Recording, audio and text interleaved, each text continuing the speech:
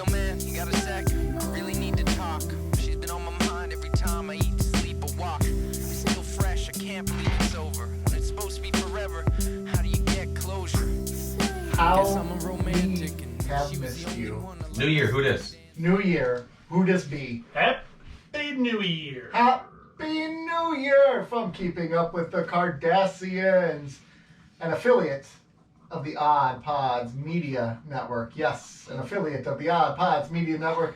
We are so happy to have you here today. This is Nick. This is Rob, and I am alive. This is Joe. Do you know why I'm laughing? No. Do you know why I'm I know laughing? why you're Okay. laughing. We're so That's glad an to have off-mic you. show meeting. We're so glad to have you today. We are reviewing Nobody two listens. great episodes. We're reviewing two episodes today. We are reviewing The Darkness and the Light and The Begotten. That'll be the second half of our show. First half, we're going to keep up. And as we said, this is Keeping Up with the Cardassians, a proud affiliate of the Odd Pods Media Network. I love you, Nick. Can I just kind of... I want to jump to the Star Trek, not the review. I just want to say I loved both of these episodes. Oh my gosh, I did too, and he made me think that I was not going to love them. So Rob And sent I us a text, loved- and he, like, I don't know if you were... I don't know when you watched them the first time. You sent a text like, I didn't really dig these episodes until the second time I watched them. Well, because I was watching it passively on it somewhere in. What, Yeah. after your viewing of The Matrix on your iPhone? Yeah. Oh my gosh, we're going to have to talk about that. Oh yeah. Yeah, I thought they were good episodes, and I can't decide which one I liked more, but I'll figure that out once we... I have a I have definite favorite, but I thought they were really, really good. Yeah, I go back and forth, but yeah. Anyways, this is the first time as a pod. You know, we have our weekly episodes, obviously, but this is the first time we've recorded together in 3 weeks because we recorded a bunch of episodes That's ahead right. of time, which Rob is alive. Everyone. Sorry to disappoint you. We sent him on a maiden voyage, and Yeah. he came back. He came back after last week, which, whew. So Joe was not a fan of last week's podcast. No. He was upset with the way we handled Star Trek Star Trek The Wrath of Khan. I was. It just... Because it was such a good movie. It was a good such... movie. We just kind of were like too whimsical, I think. Well, a you guys little were too silly. too busy trying to kill me. Which, listen, I had fun with it. That was fun. That was good. I had a lot of fun killing you this month. I just think, to me, like, I don't think we're doing a disservice to the film because I think when something is so good, you can't spend forever reviewing. Because what are you going to review? You're like, this scene? Yeah, that was perfect. This scene? Yeah, that was great. What are you going to talk about? After a while, you just run out of things to talk about. Give me something that's a 7 or 8 out of 10, and I could talk all day about that. I think we're going to argue about it. To me, I think it was just because we took the first one so seriously, Yeah. and that movie was dog shit. Yeah, it was. But yeah.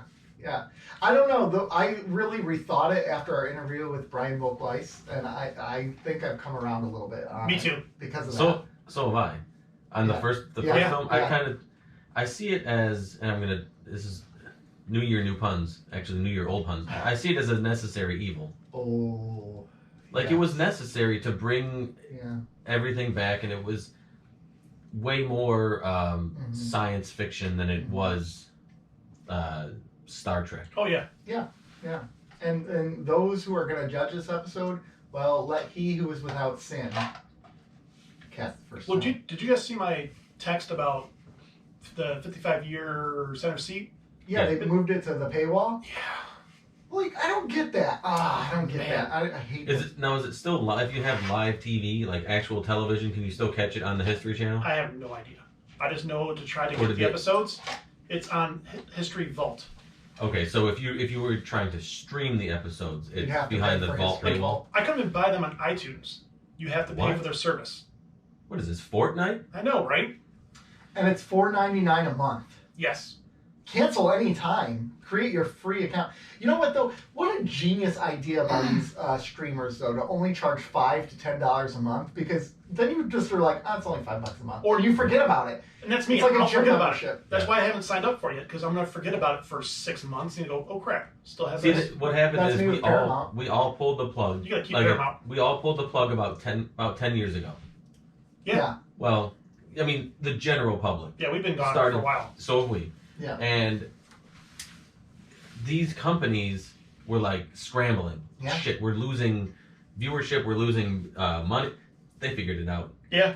They figured it out real quick. And now we're paying more than we did before we cut the cord, probably. But we feel empowered because... Well, because we can choose now. We can say, right. Screw you, Paramount, or screw you, Peacock. You know, but we don't. We just pay for them. I just added Peacock the other day because apparently there's a show called Yellowstone that must be watched. People rave about this. I heard about this show. Rave about it. But so Peacock's like what? $5 a month? $5 a month. So what's the big deal, right? And it's got The Office. It's got Friends on there. That means it also has Frasier. I actually saved $5 a month by subscribing to Peacock because I had the WWE network because I love old wrestling, like 80s, 90s wrestling. You mentioned that before, yeah. And it was $9.99 a month. And old school WWE network was one of the best subscription services that there was out there. Yeah. If you like wrestling, because it had everything. WWE basically had a monopoly on everything that was old. They owned WCW, all the old territory wrestling, everything. So anything is on there. Yeah. But it was $9.99 a month. Well, sometime like June or sometime mid 2021, everything got switched to Peacock. Oh. So there was no WWE network anymore. It all went to Peacock. So you have to have Peacock to get it. But Peacock only $5 a month. So I get Peacock plus WWE network for $5 less a month. You like that Peacock? Yeah, he does. He does. I don't blame you. I mean, I'm literally saving money by getting Peacock. it. Not as much money as if I just didn't get it, but You know what? But I was thinking about it the other day. If I made a list of all of them, I'm thinking about it. I got the Discovery Plus one. Do you? Yeah. Oh. It's pretty awesome, man. It's good. You know, I like that one. I have Peacock. I have Paramount. I have Netflix. I have Hulu. I have HBO. I have Showtime. Like those are easily going to be cost more than what I was paying. Disney Plus. Gosh, what else is there? There's more. I'm not missing them, but. So I think I mentioned that I went to Hulu Live TV. Yes. Yeah. But you're But rich.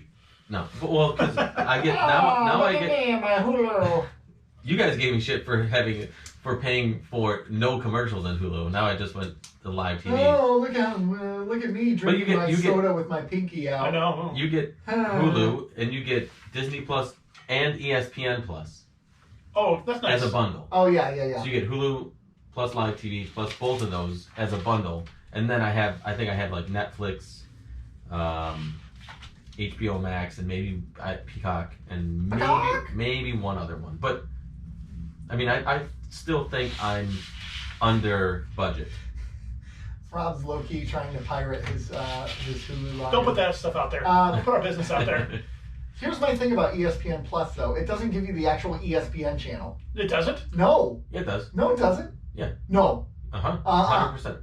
Really? Yes. I don't believe it. Because I have ESPN Plus, and I've never been able to get regular ESPN. I get ESPN 2, I get ESPN Classic, I'm You're full of crap. Well, here's the thing. I don't know because since I have Hulu Live TV, I will just watch ESPN. But I'm almost 100% sure you get regular ESPN. I'm going to try to log into it now, and I will let you know momentarily.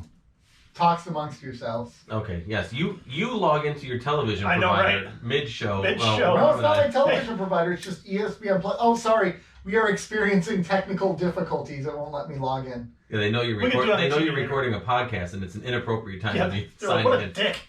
Yeah, this jerk. Let's see. Really? I got the last episode. No, I'm finished with Hawkeye. Hawkeye? Okay, we can talk Hawkeye. Was so good. Hawkeye was so damn good. It was. It was. And it was, they brought it. Okay. You said you got one left? No, I'm done with There's going to be spoilers. Spoilers. Let's just say spoilers this entire episode for anything that's come out recently. Yeah. Yeah, spoilers. So they included Kingpin, which is great. Yep. He's much stronger than he was in Daredevil. Is he though? Yeah, because he was taking some hits. But he was also Dude got hit by a car and gets up. He was whipping some ass. He was, but I think he's a little bit stronger, which is okay with me. They're retconning that, and that's fine. Yeah, plus after the blip, who knows? Yeah, Apparently he survived the blip and he lost everything. He spent though. the entire blip in the gym. Yeah, he did. Kingpin's working out. Yeah, but it was impressive, and it made me like Hawkeye. Yeah. A lot. Yeah. It was just Yeah.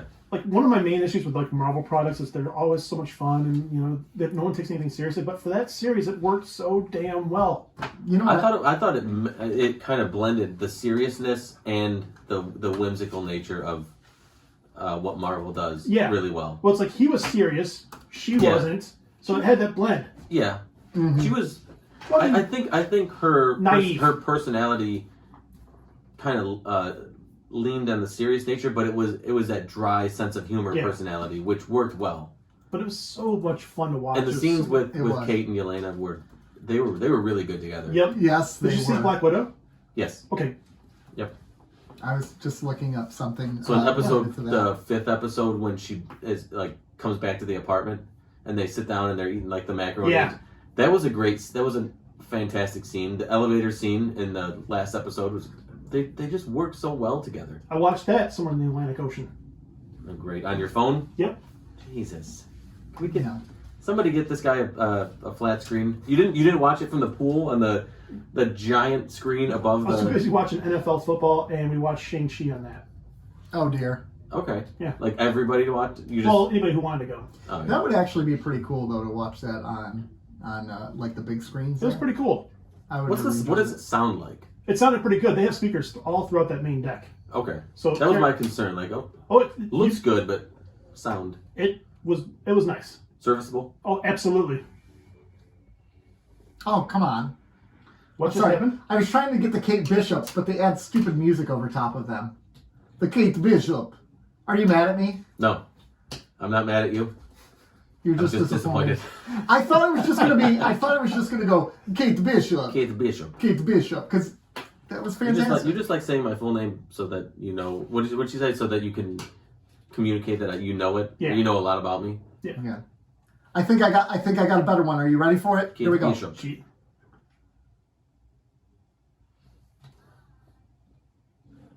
Yeah. Kate, Kate Bishop. Kate You're Bishop. funny, Kate Bishop. I don't know why the dumb music is playing. Why do they feel the need to add dumb music? Just let Kate Bishop say Kate Bishop over and over again. Sorry. Welcome back. Yeah, exactly. Welcome back. They're disappointed in me. No, I'm not disappointed in you. You're just angry. I'm just mad. Yeah, just mad. I did not think it was going to give me the I know it was yeah. the Nintendo Wii music. Find a way to edit So that out. where would you put Hawkeye in post cinematic universe TV shows that are on like Disney Plus and stuff like that? Like Oh, it's all, the best. out of all the Marvel ones? It's Yeah. easily the best. in my Easily the opinion. best? Easily. Yeah, I would say it's the best. It's my favorite. It held my attention the whole time. Yeah, and it didn't start slow like all the other ones. Like every other Yeah. series started slow. Loki Yeah. started really slow. Yep. Yeah, Loki did. WandaVision did. I really loved WandaVision too. A lot of Winter people Soldier did. Oh, Falcon and the Winter Soldier. Yep. Yeah. Did you guys actually like that? I thought it was okay. I didn't. In hindsight, I watched it and I'm like, okay, this is pretty good. And then after it was over, I'm like, I never need to watch this again. No, I like I could rewatch Hawkeye, Oh yeah. I mean, I'm trying to talk my daughter into it. especially the LARPers. Like, Yeah. that's my Yeah. favorite part. Like hanging out with the LARPers and they're like, don't tell me you didn't have fun. And he's like, yeah, I kind of Yeah. did. I loved Hawkeye. Yes. I if I can get my daughter to do it, we're gonna watch it again because I want to see it again. And Haley Steinfeld knocked it out of the park. She really did. I didn't know who she was because I'm old, and now I'm I still don't know who she is, other than the chick from Hawkeye. She was a singer. She was She's on Hawkeye. she had a Disney show back in the day, I think. I don't Oh. know, maybe, but she's a singer, and now I'm interested in her. Like I'll check out more of her stuff. Yeah. Yeah. It's good stuff. Something about her personality. I like the twist. How I saw the twist a mile away that the mom was going to be evil. Yeah. Yeah. But she wasn't truly evil, right? I mean, she was. She still had her uncle killed. The uncle killed. Yeah. But she had her hand forced by Kingpin, which, that's the big thing in the Daredevil series. He forces a lot of people to do terrible things, Yeah. and they don't really have a say in it. Right. I mean, that's what his power is. That's why he's the kingpin. Yeah, he is. And I like the Echo girl. Yes. Yeah. Yep. I loved that character. She reminded me of Ramirez from Brooklyn Nine-Nine. I thought it was the same person. Yes. Yeah. They look nothing alike. A liar. Nothing They alike. look so similar. Are they both deaf? No. No. Well, then what the hell? I don't get it.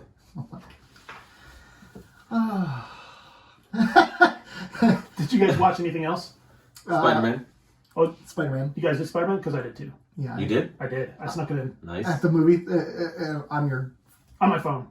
How did you watch it? Jesus How? Christ. Can we... Just, I was gonna say how. Wait, did you? On your phone? I No, did not watch it on my phone. because it's Okay, not out thanks. on. Oh, it's I was not going to on say, the- it's only That's theaters. going to stop anybody. Yeah, but you're not gonna. It's not gonna be the same. You don't want to Pirate. watch. Arg. Arrgh. Arrgh. So let's just say spoilers, right? We already did. We're saying spoilers again for Spider-Man, so Spoilers. maybe I think everybody on planet Hey, Earth... wouldn't you be upset if you were the person who was spoiler free and you were on Kim Kardashian's Instagram and she spoiled the movie for you? Because she did do that. She did? She posted a picture of, spoiler alert, all three Spider-Mans together and saying, "Seeing Spider-Man," but she was watching it from home, which was like, oh, must be nice. Rich people. Oh, my... Kardashian. she must have Hulu Live. She must. No, She you must have can't do Hulu that. Plus. Yeah.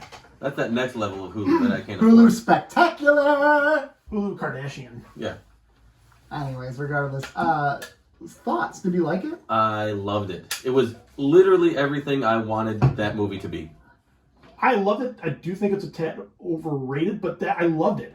That's just because everybody's so passionate about it. Here, I can tell you why I think it's overrated, or why I think it felt like that, is because it was released December 2021.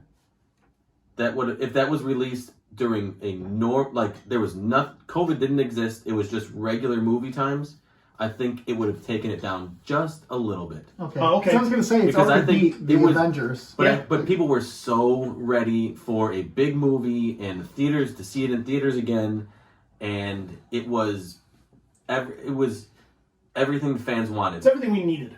Yeah. And it came at the right time, and it just people were so. I think people being so elated to get back in the theater in mass, Yeah. kind of elevated their viewing of what they were seeing. Yeah, we went the Saturday it came out, and it was a cool experience in the theater, like the hollering, the cheering, the clapping. We had when, the best. Yeah, when Andrew Garfield came out, everyone Yeah. hooped and hollered, and same thing with. So let's go in Tobey order. What about when Daredevil, Matt Murdock, showed up? That was a That cool was scene. awesome. That was awesome. And just well placed. Again, this is like how they kept this under wraps.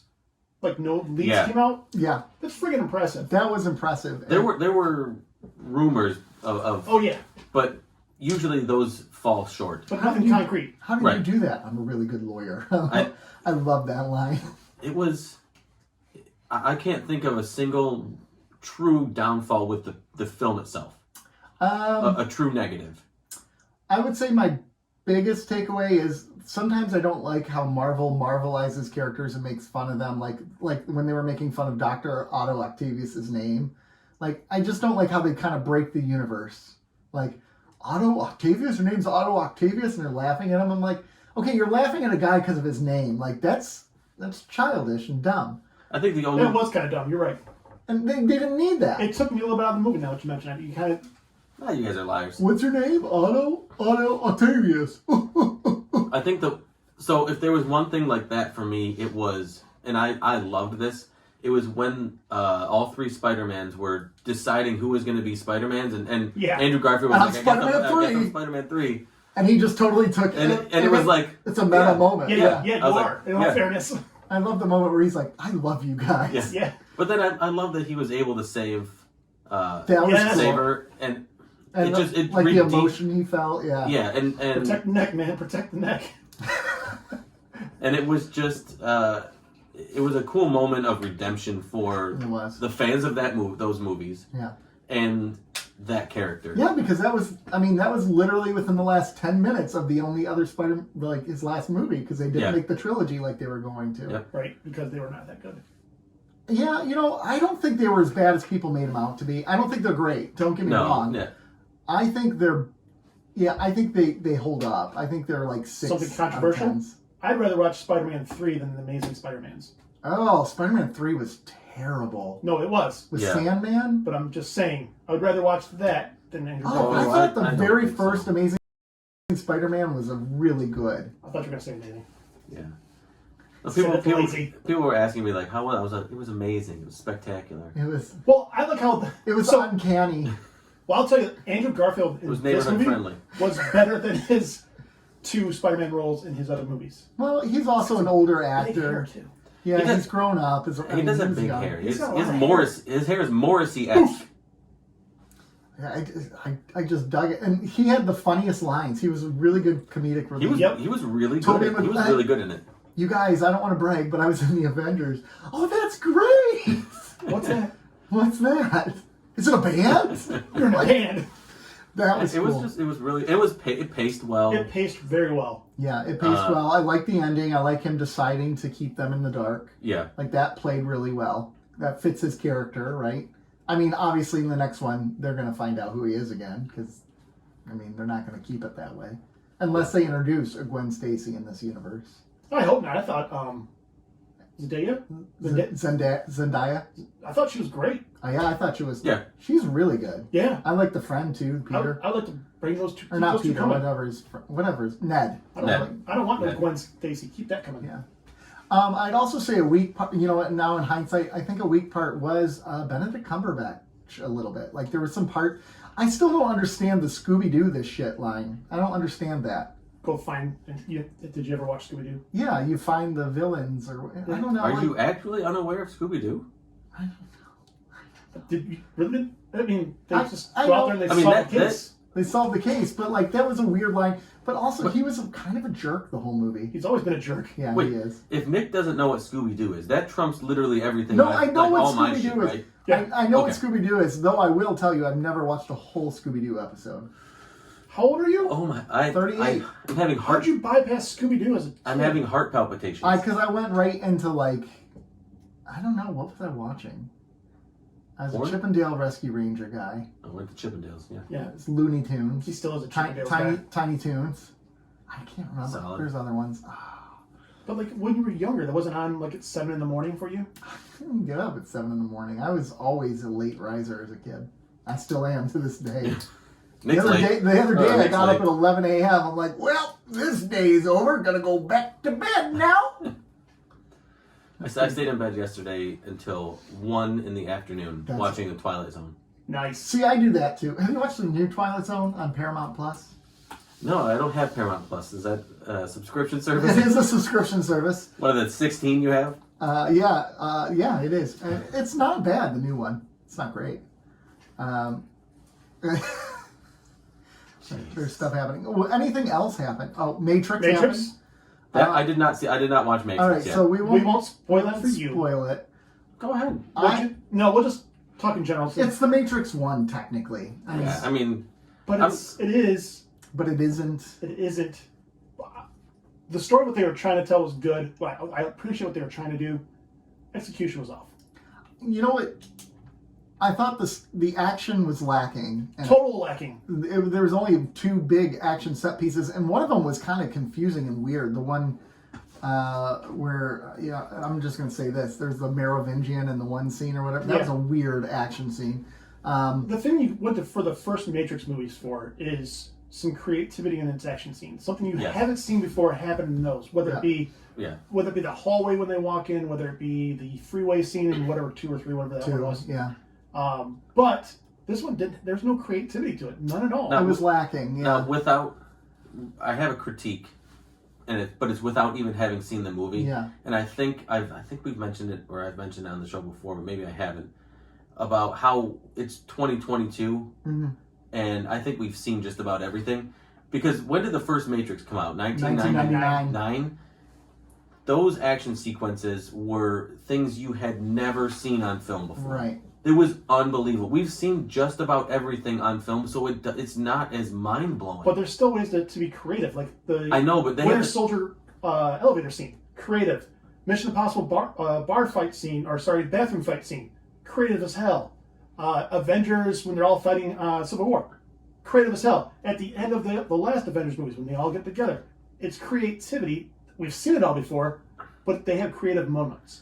True, but it's not. You're not going to get that first Matrix impact. You're just not going to. But you could get something that is unique to that movie. This is very generic. Shoot, fight, shoot, fight, shoot, fight, shoot, fight. There's no creativity to it whatsoever. Again, I haven't seen the movie yet, but I just know that I think we're long gone from the days of seeing something on film that is going to be as mind-blowing as seeing that first Matrix where he's like dodging the bullets in slow motion. That kind of stuff was super creative, but it was also like, how the hell did they do that? Yeah. So there's that, but we watched the Batman trailer shortly before we left, right? Oh, man. And he's in that dark scene where he's getting shot, and you see the lights. You look at that scene and you go, wow, that's pretty cool. We've all seen it before. Right. But we still say, wow, that's pretty cool. Yeah, and I think... There's nothing in this new Matrix movie where you're like, wow, that's pretty cool. Okay. I can certainly respect that, but I don't think I think to your point, you're right. Matrix revolutionized... No pun intended. Revolutionized everything. And that might be hard to do, but you could still say, that's cool. Yeah. I think the closest I've seen on film to how I felt the first time I saw The Matrix was parts of Inception. Yes, absolutely. That's a great example of it. Oh, yeah, the hallway fight scene. Yeah, and I was like, wow. Folding. Yeah. It was just like jaw on the floor, like, what did I just watch? And that was probably the last time I felt like that. I think you're right. It. That's pretty close, yeah. Because with the new Spiderman movie, a lot of that was Inception-like. Yeah. Yeah, I mean that was engaging action sequencing and really well done cinematography work. But I wasn't like, wow, what that was truly remarkable how they did that. It was like kept you involved, which I don't think the Matrix fight scenes did. No, and that's the thing. It had a good story to it. It was creative in how it was telling its story. Absolutely. In fact, I honestly would put this as my second best of the Matrix movies. I mean, 2 and 3 were shit. So. They were. So, but I would give it still a 6 out of 10, if that. Maybe a 5.5, 5. First Matrix almost being a perfect film in my mind. I agree. Yeah. You know what we have? No, none of you have said this yet. The problem with this new one is that the action scenes, we've seen them before. God. No, I'm kidding. We said that already. Were you not listening and looking up old Scooby-Doo episodes? Well, I was watching Scooby-Doo. Yeah. Where can I watch Scooby-Doo? Did you guys watch the Harry Potter thing? Yes. So you watched it? Yep. First half hour. I gotta watch the rest of it today. Just overview. I mean, there's no spoilers because it's fine. Yeah. It's done and over. My overview is I thought it was hilarious that for the scenes where they were interviewing J.K. Rowling, it said filmed in 2019. Yeah, because they kicked her out. They're like, you're canceled, J.K. She's like, she's not basically not canon anymore, and they're like, yeah, we just have to tell you this is old footage. Like, we didn't talk to her. We promise. We promise. They're done with her. It was a glaring distancing themselves as an intellectual property from the creator, which is very interesting to me. Yeah, it is. Christopher Columbus.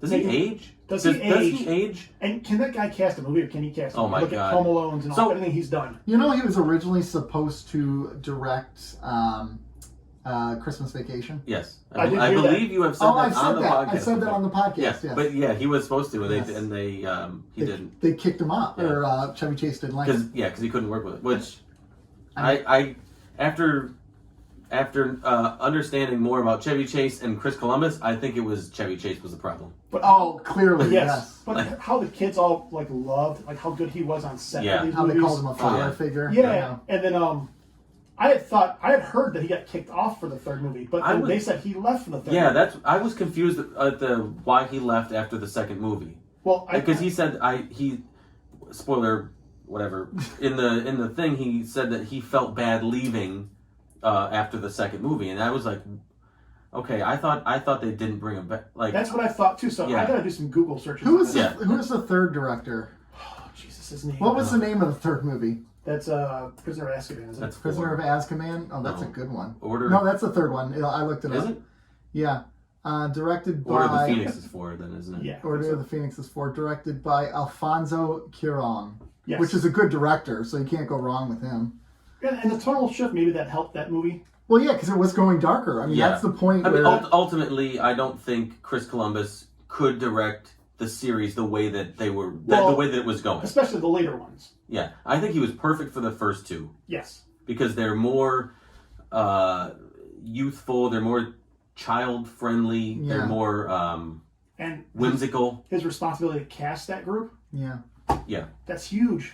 So he was the second direct. Alfonso Cuarón, then Mike Newell, then David Yates did the last 4, technically 3. Yeah.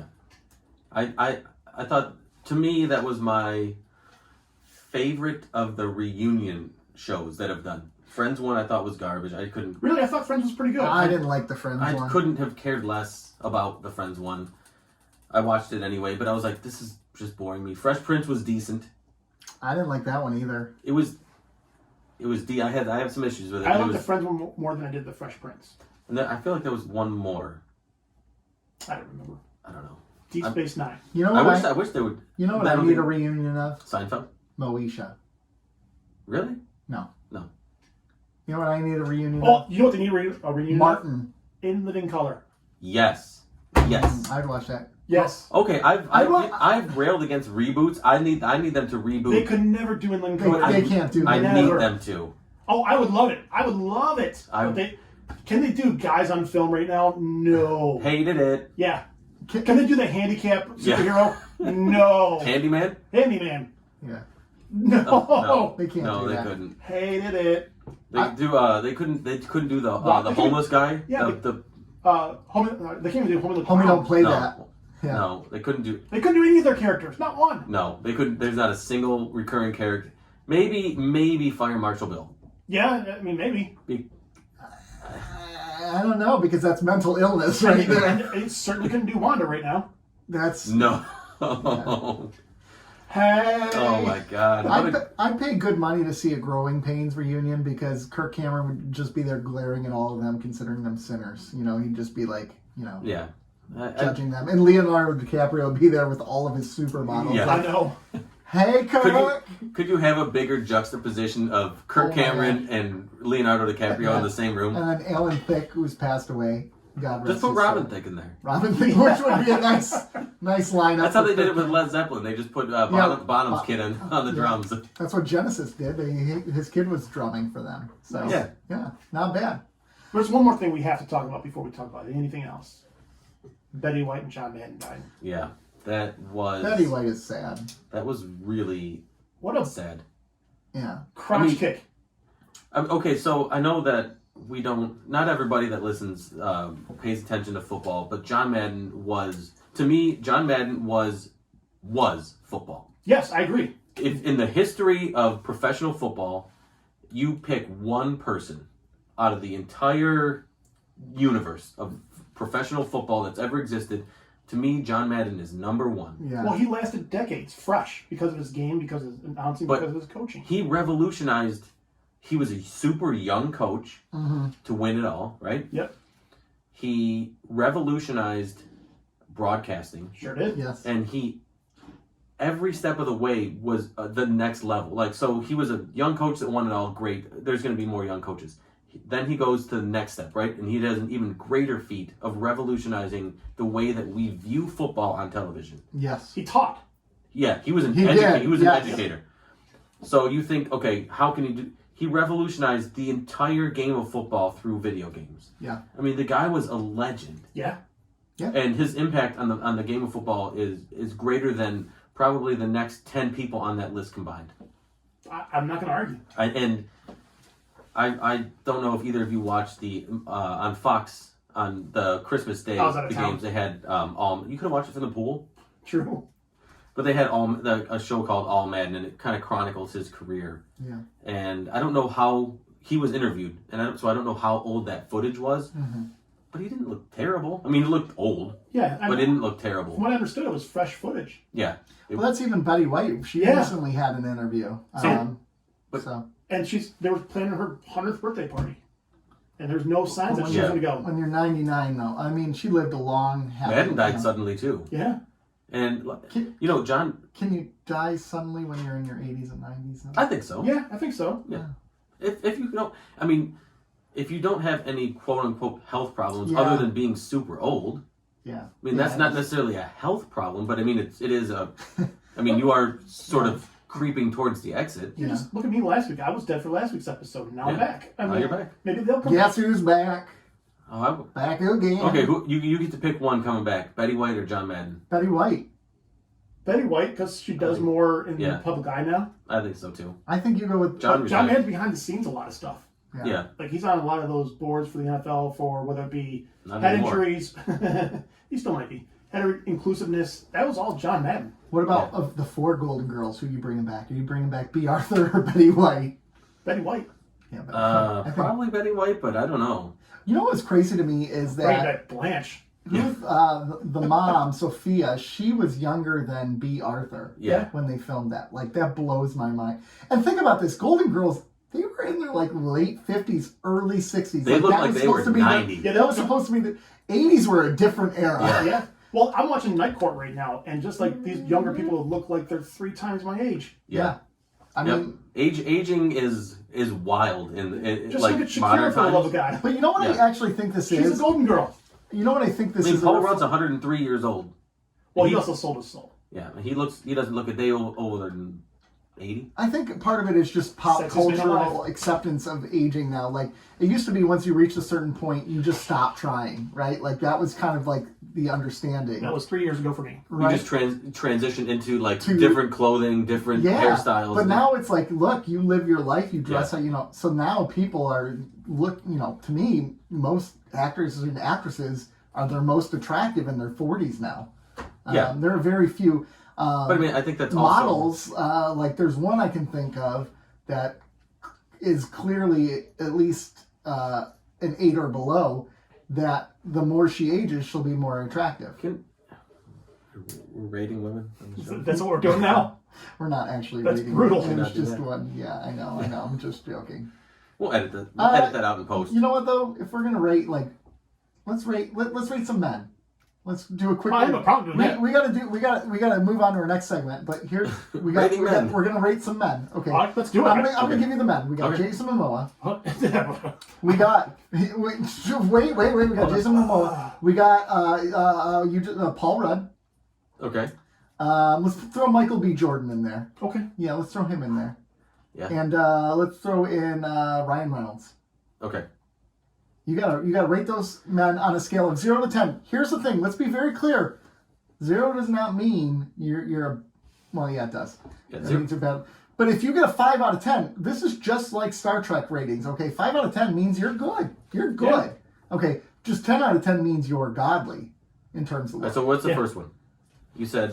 We're doing it after the segment, aren't we? No, do it now. Well, Okay. let's do it now, and then we'll move on Top of mind. to the segment. So we got 4 guys: Momoa, Rudd, Michael B. Jordan, and Ryan Reynolds, right? Okay. Okay, Momoa, I'm gonna give him a 7. Oh, I'm right there with you. Momoa is a 7. He dirty. Yeah. He never looked. No, not dirty in the good way. Not dirty in the good ways. Dirty as in like, dude, take a shower. I don't care. He's. I'll look that. I think Momoa's overrated. No, What the hell's wrong with you, man? I'm concerned about his hygiene. Yeah, whatever. He's fine. I'm concerned. whatever. That's a 9.5. That's a 9.5? Get out of here. What are you even talking about? 9.5 for Jason Momoa? Yep. No. Okay, let's On a hear list with Michael B. Jordan? Michael B. Michael B. Jordan's Jordan right there would with run him. circles around that dude. I was going to say, Michael B. Jordan to me is a 9. Yeah. I got him as a 9 as well. He's a good looking man. Creed, man. He's so Yeah. good looking. Michael B. Jordan, probably 9.5. I want, because he's going to be the Black Superman, right? Yes. Oh, gosh. Well, that's a rumor still. They haven't confirmed announced. it. Can we just call him Superman? Yeah, I don't know why we call him Black Superman. I don't get it. Because that's what they're saying. I know. Yeah. But But it's he's like, just what, Superman. but why do we say HD TV stills? Or flat screen TV? Hey, I Just got call them TVs. I know. Why I do now. Just call them TVs for the All right, so cell phone? we It's got just those a two. phone. And, Paul Rudd, which Paul Rudd hits home for me because he's the. Yes. I've We explained know this. you He think is you're the- on the. I'm not, listen. I'm nowhere near Paul Rudd, but Paul Rudd is of a more similar ilk than anybody on that list to me. But if you put him on this list, he's No, he's. No, not in the context of this list though. Oh no! Even on this list to me, because I think they're up there for different ratings. I give Paul Rudd a 9, and it's not because he's the most good-looking man in the world, but he's a guy I'd like to just chat with. oh my god. He would be a good snuggle. I'll give him an 8. See, I give him a I 5. Oh my just, god! just out of looks alone, right? That's what you're doing. Yeah, I don't want to talk to him either. I want to sit and watch Netflix. funny. with Look, Paul I don't Rudd. want to talk to Jason Momoa either. In this scenario, I want wouldn't to either. sit on the couch with him, sip hot cocoa, and watch Netflix. no, I don't know that I want to do that with Paul Rudd. I do. I want to go to a fantasy baseball draft with Paul Rudd. That'd be fun too. a game. Yeah, Yeah. I can see that. That'd be fun too. All right, and who's our final pick? Ryan Reynolds. Ryan Reynolds. I give Ryan Reynolds a 9. I give him an 8. 8 is where I am. I love Ryan Reynolds. I do love Ryan. I Reynolds. do love Ryan Reynolds, but He's, again, I'm putting, especially when I compare him in this list, yeah. Momoa and All right, I'll give him Jordan's an 8.5 because I'll give Ryan Gosling a 9. Gosling. Oh. All right. I hate you both. Now that we're done with the objectifying part of the show. Yes, objectify men. Can we normalize it? Ooh. Yes. We can normalize it.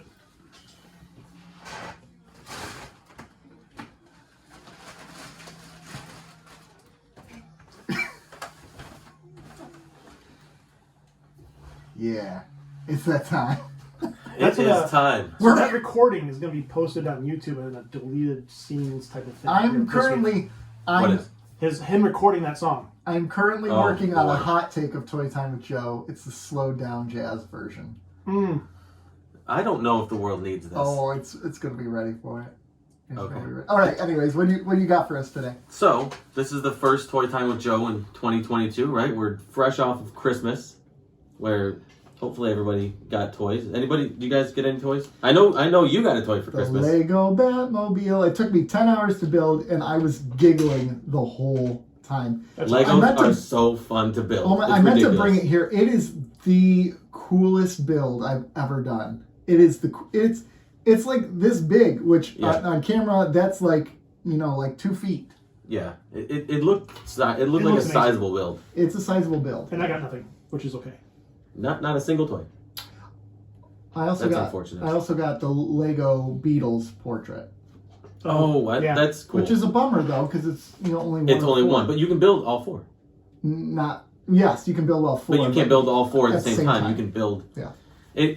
I will say that those are very misleading on the packaging they because the are. packaging looks like the Andy Warhol Yep. where they have all 4, and you're like, that's really cool. Which I'd rather pay $400 for the Andy Warhol Jesus. version than I was $100. going to get Hulu. But you Live, could. I know. You just buy 4 of them and build. Well, I got it for Christmas, so. Yeah. There's Ask 4 people. Ask 3 other people. Yeah. Before. So, I think last year we mentioned some Hall of Fame toys that went in this year, right? Yes, we did. With some great I've got a cardboard box yeah. in the back. Hall of Fame toy, by the way, cardboard box. Yes. Yeah. You actually have to say Hall of Fame toy Oh, my cardboard bad. box. My It's- apologies. Yeah, it's like You're legally contractually obligated, required. Yeah. You can't say Paul McCartney. It's Sir Paul McCartney. Like Sir Patrick Stewart. Yep. Sir Elton John. So American Girl dolls got in, right? And Target has their version of American Girl Yes. doll. It's called My Generation, Yeah. and they make some of the coolest toys for. It's marketed towards girls, but it doesn't have to be. Yeah. But they make some of the most unique toys for these dolls. My daughter has a cast. She has wheelchairs. She has school stuff. She has all this stuff. She loves this, and she Yeah. got another girl, and she got some accessories for this girl. Yeah. And I brought one today. So here's my question for you as you get ready to show off this accessory, because it's still packaged. Did you tell her, like, you are not allowed to play with this toy until I reveal it on Toy Time with Joe? Okay, so I'm gonna bring it out in a second. But no, she just hadn't opened it by Okay. happenstance. All right. And I'm like, okay, I had an idea of what I wanted to do today. And I was like, I want to take this. And she was so excited. Her name is Clementine. Mm-hmm. And she was so excited that I was going to bring her toy to be on the podcast and talk nice. about it. So I got her. Okay, that's worth it. Yeah, then. so I got her permission with Clementine's blessing. That's adorable. That's adorable. I love it. So for YouTube, I'll show this off a little bit. It's a stretcher. Yes, a stretcher. A stretcher. For people who are injured. Stretcher, I and it hardly knew her. It comes with gauze. Oh, God. Those are my favorite jokes to do ever. Those are better. Those jokes are better than That's What She Said jokes. It's my favorite. That's well done, sir. Nice. Well done. I'm disappointed in myself. Okay, No. Well done. But I mean, it comes with a neck brace, gauze. It comes with what's the thing that goes the oxygen? Oh, the mask. Yeah, and a stretcher. And it is just they have all sorts of these things. Like anything that's basically in reality, they make for these dolls. That's really cool. Well, and it's a good way too to get kids interested in medicine as well, right? Oh yeah, I mean, yeah. And I mean, they have other professions too. Like they have all sorts of stuff for this. It's just remarkable. And as a toy lover, I eat it up. Like you have to celebrate that. Yeah, I love it. Yeah. The other thing that I got for Christmas, well, that wasn't mine yet, but I do play American Girl dolls. So Nice. That's a thing. Nice. I got a book. Ooh. You can't read. What's in the book? I know. There's pictures in It's here. a picture book. Oh, Hold it. Jesus. The toys of It's a He-Man. textbook. It is a And the textbook. master. It's literally a It textbook. is a textbook. The It is a actual textbook of Toys of He-Man. the history of Masters of the Universe toys from 1983 all the way through the Masters of the Universe Classics line, which Jesus. ended, I think, in 2019, Wow. 2018. Wow. Every single thing is cataloged. There's interviews, behind the scenes stuff, pictures, stories. It's an encyclopedia of Masters of the Universe. Jesus. Toys. Which That's incredible. I know. that they I did know that. if they made this for GI Joes, I know Rob, you would have one. Probably. I would too. I bet you they do, don't they? It's I assume incredible. there's something out there. It's called Toys, the Toys of He-Man and Masters of the Universe. And But it's- I only want Real American Hero. I don't want the. you don't want through what is it, 93? I don't want the 1940s through 1982. Oh no, I don't want the 12-inch. No. that's going to be just a short section of the book. Dude, that's 40 years.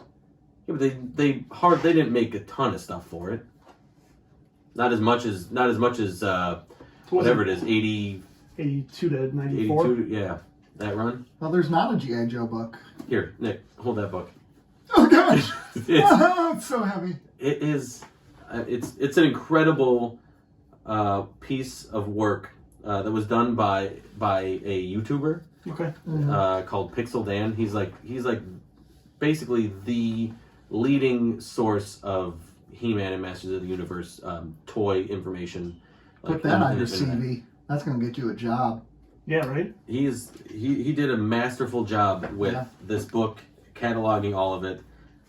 It's super high quality. The pictures are amazing. It's just remarkable that all of these toys exist for this one line. Yeah, that's really cool. But I would love a GI Joe one. Oh, heck yeah. I think I would like one for GI Joe, and maybe Transformers or Star Wars has a huge Star history. Wars. Yeah. Ninja Turtles. Star Wars has some really good Honestly, books. I would love one for Barbie, I'm sure there is. like a That's book a like long this. history. I know that's a That's a long long history. history. Yeah, You might need I 3 editions. wonder if there's people who like psychologists who have written their whatchamacallits on dissertations on like the harmful impacts of certain toys, like Barbie's impact on women as they were aging, right, on body image. I'm sure.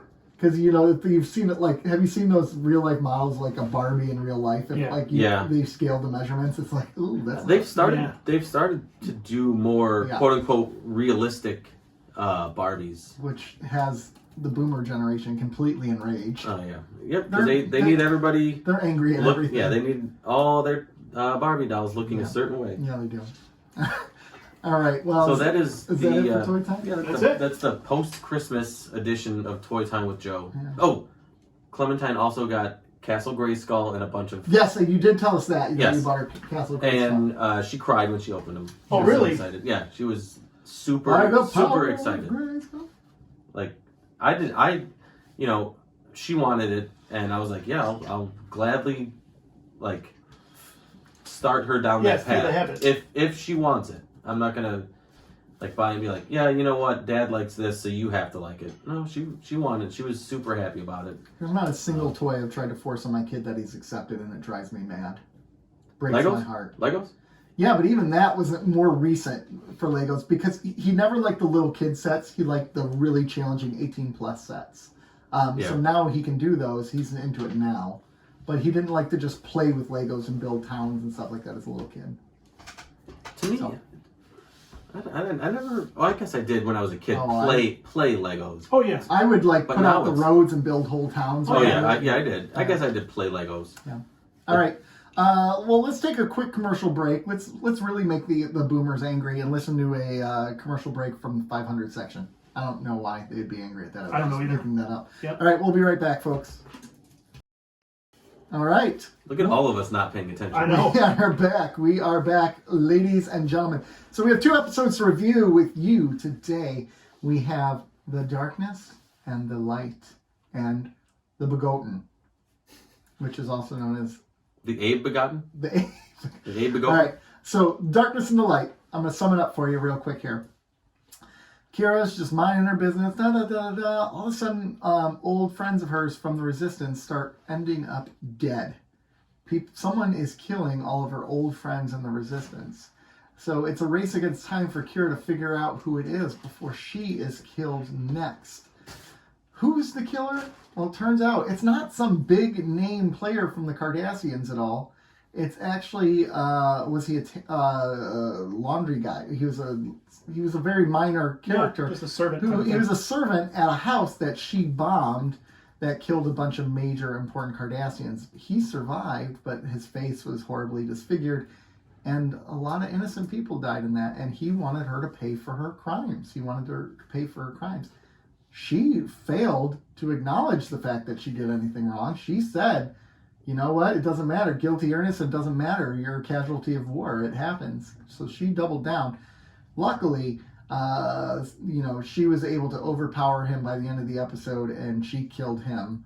And she just walks away from the episode, consequence-free.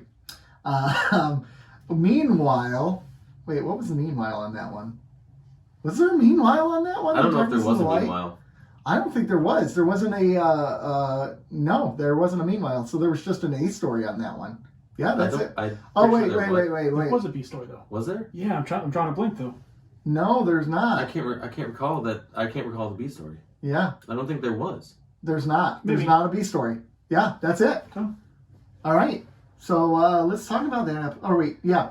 I forgot how we do this. Do we sum up both episodes at once? No. All right, so we do this like a Scooby-Doo episode where we started. Let's Scooby-Doo. Let's Scooby-Doo that shit. Yeah, let's Scooby-Doo this shit. Okay. I really dug this episode. I really dug what it said about moral implications of killing and when it's acceptable versus when it's not. I also dug the way that Kira refused to see the wrongness in what she did. And at first, how I was Team Kira, like, you know what, you're working for them, so you're just as guilty. Well, no, because sometimes people are just tailors, or sometimes people are just servants. Sometimes they don't have a choice, right? Yeah. It would be like demanding every single person who lived in Nazi Germany be held accountable. Now, what would be interesting is, and if you listen to this show and you go back to episode 9, which was coincidentally my first episode on the show, but it was Duet, and it was another Cardassian who had nothing to do really with the occupation, or he wasn't. He was a clerk. Yeah, he was just kind of a nobody there. He just had like a menial job, and I don't recall our thoughts on that episode. I recall the thoughts on the episode itself, but not how we viewed him within the context of the Cardassian occupation. Well, he wanted to be held guilty, if you remember that. Well, I do remember that, but I wonder what our thoughts were then. Well, I do kind of remember that because we were talking. He did technically have an active role. He was working in the offices of the, like he was an administrator for these, I don't know. He was a pencil pusher, but still essentially it's the same thing. It's similar. Where's the line? Okay, so where's the line? Like, okay, I work for. Let's just decide So who is the big person that they killed? I can't remember. Let's just say it's Steve. All right. Steve is Gull Steve? Go Steve. Gull Steve. It would have to be a Gull, right? Yeah, it's That'd a be Gull. Gull Steve. It'd be Gull Steve. Gull Steve is not nice to the Bajorans. He's mean. He's torturing them. He's killing them. He's being a terrible person. Oh crap! I was assigned to work at Gull Steve's house. I do the laundry there. So I'm part of the war crimes because I work for Gull Steve. But think about this. She also But what if killed... you're Gull Steve's accountant? Yeah. Yeah, I mean that's a great question, right? Your Gull I guess, Steve. Yeah, so I guess, I don't know. I That's guess a good... you asked like what the line is. For me, it would be: do you have decision making power? Can you make decisions? If you can't make decisions, I don't think guess that's a good line. to me, it's a place to start. You know, I don't say it's a definitive line, Yeah. but it's a place to start. Okay, you don't make decisions, then Yeah. what do you do? Then we can kind of evaluate, like, okay, maybe you're not necessarily, you're a clerk versus you are like somebody who organizes, or you're a little bit further up in the chain of command. How far down that chain of command after decision makers? I guess if you have the power to make a decision to affect change within the occupation, you are wholly guilty. Beyond that, I guess it's you need a bit more context. But how For do me. how do you get to that point where you make the decision? It's because you're the person who's made the bad, like you've gone away along with those bad decisions in the past, who's gotten you to that point, right? Like you weren't pushing back. I guess I almost look at it as like the butterfly effect. It only takes one person to make a change. Now, is it possible that person might end up hung and displayed for everyone to see? Absolutely. It's like the equivalent of like today with police officers. There's this argument. There's no such thing as a good police officer because there's bad police officers and they haven't done anything to reveal those police officers, right? There's people who use that argument. If they were good, they would have ratted out these police officers, but they haven't done it yet, right? So they're complicit in a lot Although of I would argue that the gap between the lowest police officer and the highest ranking police officer, that gap is way closer than the lowest ranking Cardassian and the highest ranking. Oh, absolutely. So I would even go. I would go more on the corporate side. I would say something like a company like Amazon. A custodian ratting out. So a company like Amazon, as a whole, is viewed pretty negatively in terms of like the human experience of Amazon, like their business practices. business practices, And their their ethics, every day. right? Versus the people who are working in the warehouse, who are or who are hourly, right? Yeah. I don't necessarily blame them for Amazon's bad business practices, right? Well, okay. So where up the ladder do you decide? Okay, you are that's a part good of the point. you are kind of part of the problem, versus you kind of just have a job because out of almost necessity. All right, so that's a good point, but let's look at it from a different angle. Let's say it's not Amazon sending books and other stuff to people's houses. Let's say it's Amazon sending deadly weapons and drugs and all those things. At that point, could you blame those workers and say, look, if you weren't part of the cog, then maybe it would be better? And they would argue, well, someone else would just take my place. Well, that's on their conscience. That's not on yours. So you have a choice to make a stand. Could be the same thing with this Cardassian. Okay, so let's take that. Now, the people in this hypothetical Amazon Gun factory. We'll call it Amazon Plus. Amazon plus guns and drugs. To me, somebody who is packaging weapons and sending them is a decision maker. Do you see what I mean? So they would fall in that line. They have power to affect change by not doing something. Okay, so now somebody who comes in after hours and sweeps up the warehouse because those people are reckless and leave their Snickers wrappers all over, right? Those dang Amazon workers. Or somebody who somebody who's there to maintain the place. They can't really do one thing or the other. They can't affect change. But let's say they're still on Amazon's payroll. They're on their payroll, and let's say someday Amazon is taken down or whatever, and you were that custodian. You're not going to tell people you ever work for Amazon because you don't want that stigma. No, I was an independent contractor. Yeah. Third party. Yeah. like you're going to keep your mouth shut, right? Yeah. So I think that's what's this? But I think that's part of the answer right there. If you're scared to tell people what you did or who you worked for or what you were under, chances are it was probably not the right thing to do. Well, maybe you're not scared to do it. Maybe it's embarrassed, or maybe there's just a stigma with the company that you worked for, so it's not going to get you any. It's not going to earn you any favors in a potential job interview. Okay.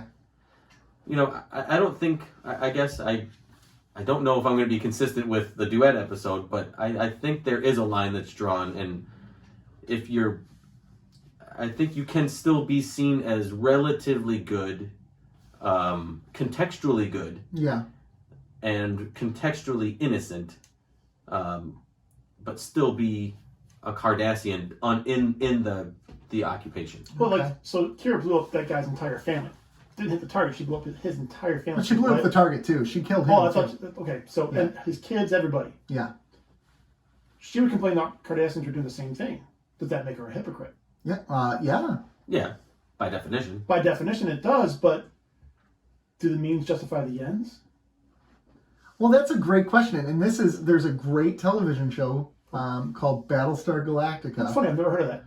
That actually deals with that. They do. Have you ever? You've never mentioned that on this show. Never. No. There's a whole episode based on suicide bombers. It's pretty fantastic. But anyways, does the end justify the means for Kira? I would say in this case, no, because she killed innocent children and innocent people. But the Cardassians have done that to her. So what?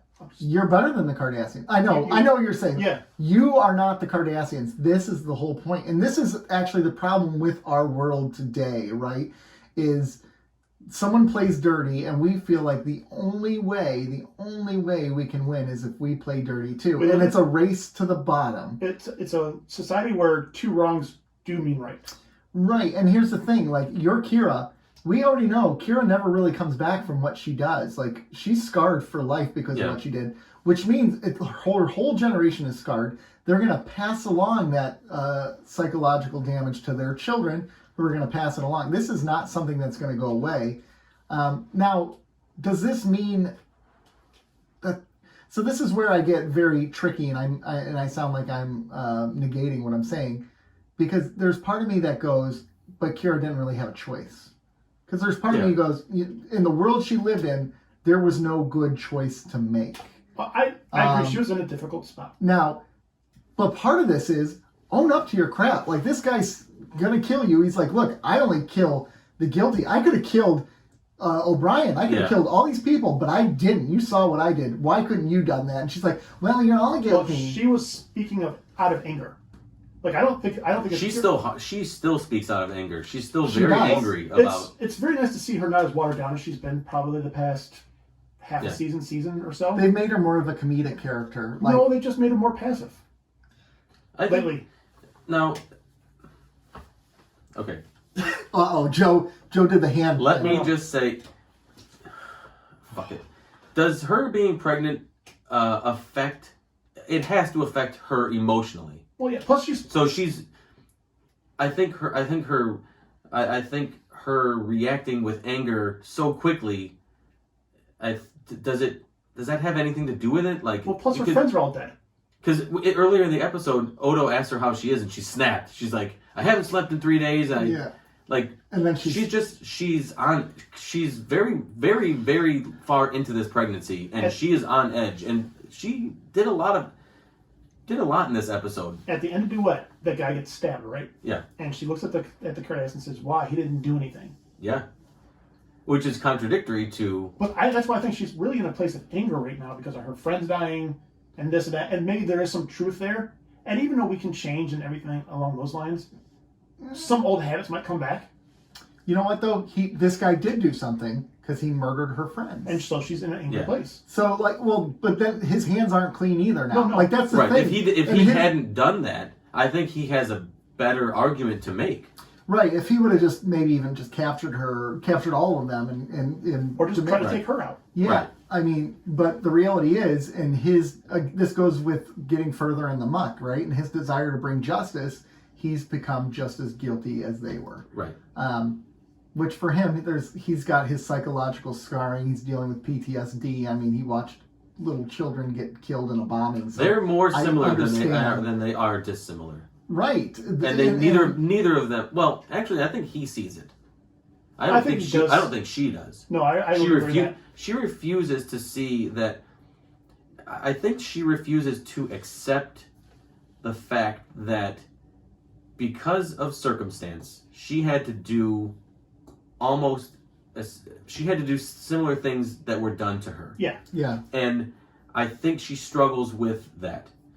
She doesn't want to admit it. She doesn't want to admit it. And I think even if she does admit it, I don't think it makes her as bad.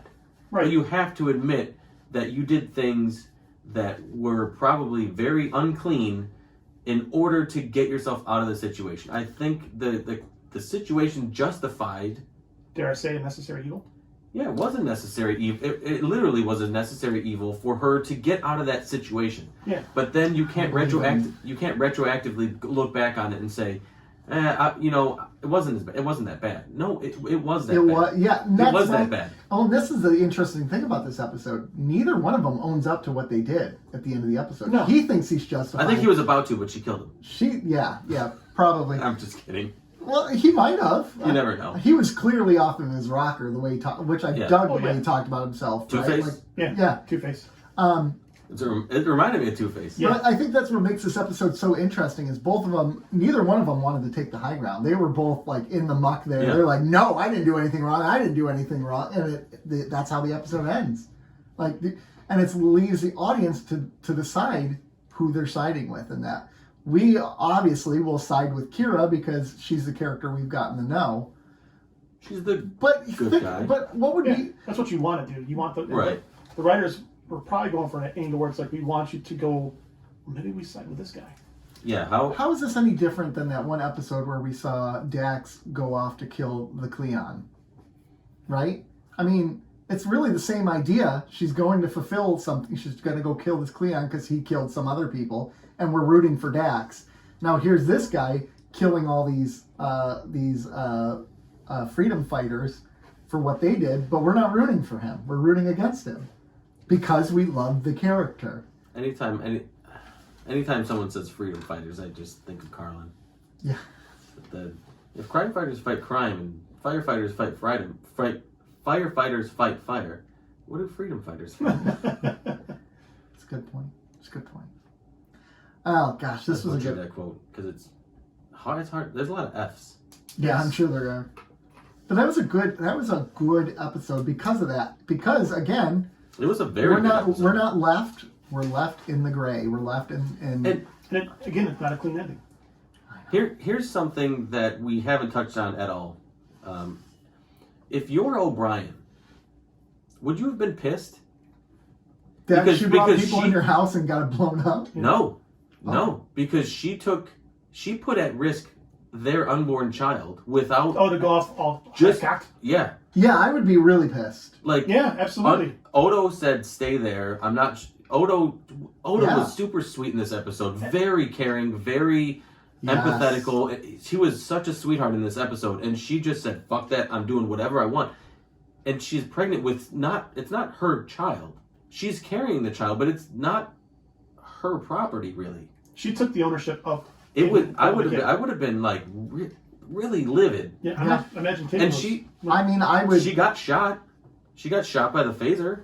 Yeah, she did, and that could have harmed the baby. Yeah, even a stun setting could have hurt. She acted extremely brash. This was the Kira we recognized from earlier in Deep Space Nine. Yeah. Which makes sense because we're also dealing with a trauma of hers from her past. She reverts back to who she was. Those wounds are very deep for her. Oh yeah. So once they're hit, I think all of her good judgment making skills kind of evaporate, and it's just emotional reactions. Yeah, I would agree. She's coming from the place of anger. Yeah. It was a very good episode. Very good episode. I thought, and the I more know we that talk about it, the more I'm liking this episode. Yeah, and I know that it does kind of lead into the second episode in a way because they're both Kira centric.